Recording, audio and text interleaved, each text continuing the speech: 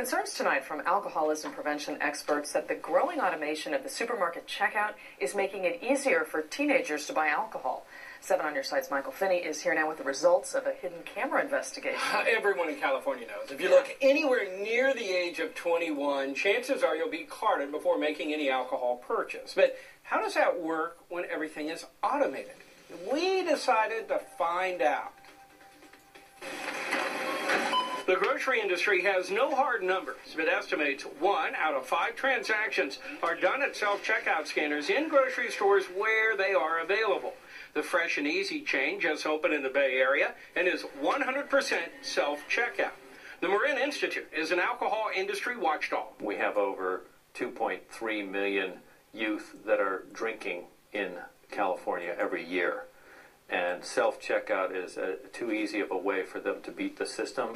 Here's how the system works. When an alcoholic product is scanned, the system is supposed to lock up. In some stores, a light goes off, and a clerk is alerted to come over and check for ID before the transaction is completed. The California Grocers Association says the system works. We believe that the protections are in place regarding ensuring that underage individuals aren't able to manipulate the system. We decided to find out for ourselves. We sent 22-year-old Blanca Garcia to purchase beer at Safeway, Lucky's, and Fresh and Easy. Her first stop, Safeway. The system failed to lock up, but a clerk did come to talk to her. She didn't ask for ID. She didn't ask me how old I was. She didn't ask for nothing. She just reminded me to grab my change, and I walked out of the store. Safeway declined to comment on camera, but in an email told us it's continuing to investigate this incident and hopes to determine if it was a computer or human error. We also went to a second Safeway. There we found the system did work properly, as it also did at the one Fresh and Easy and Lucky's we visited. Safeway insists its policy is to card anyone who looks under 30.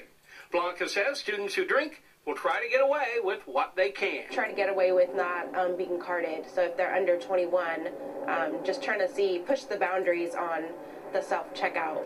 Our small sample roughly matches that of 2 larger studies. In 2009, UCLA researchers found that out of 97 alcohol purchases in Southern California, stores didn't check or ask for ID 1 out of 5 times, or 20%. A similar San Diego State study done in 2010 found that out of 216 attempts, the self-check scanners in Southern California failed to flag the alcohol purchase 9% of the time, and no ID was required more than 8% of the time. San Francisco Assemblywoman Fiona Ma introduced a bill that would prohibit the sale of alcohol at self-checkout scanners. IDs are not being checked, and we feel that this is a loophole that's going to make the situation worse, and we'd like to make sure that anyone who buys alcohol needs to be ID'd at the checkout stand. But the Grocers Association says the bill is unnecessary.